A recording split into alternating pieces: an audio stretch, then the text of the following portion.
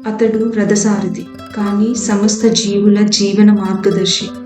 అతడు బాలుడిగా వెన్నతిన్నాడు, కానీ ప్రపంచానికి ధర్మంగా ఎలా నడవాలో నేర్పాడు. ఆయన శ్రీకృష్ణుడు, జీవితాన్ని ఎలా జీవించాలో చెప్పిన జగద్గురువు. జీవితం ఒక యుద్ధం, ధర్మయుద్ధం. మన జీవితం కూడా ఒక కురుక్షేత్రమే.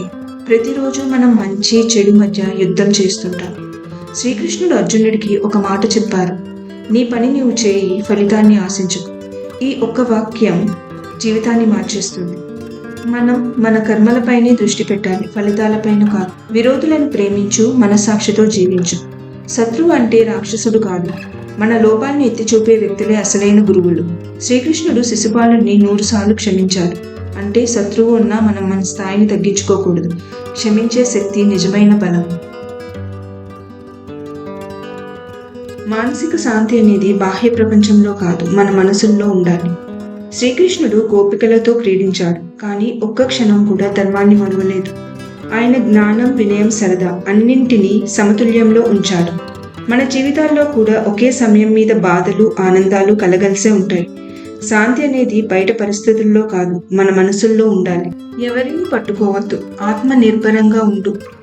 అర్జునుడు అంత బలవంతుడు, కానీ ఒక గడియలో అయోమయంలో పడిపోయాడు.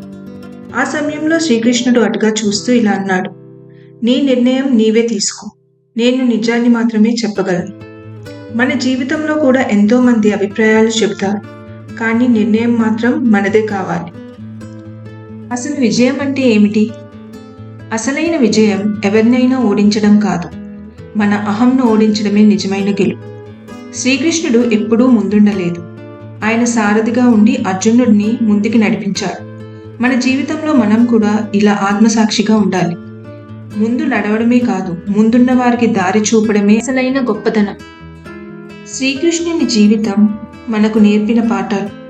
శ్రీకృష్ణుని జీవితం చూసిన ప్రతి ఒక్కరూ నవ్వుతూ నిజాలు చెప్పడాన్ని నేర్చుకోవాలి.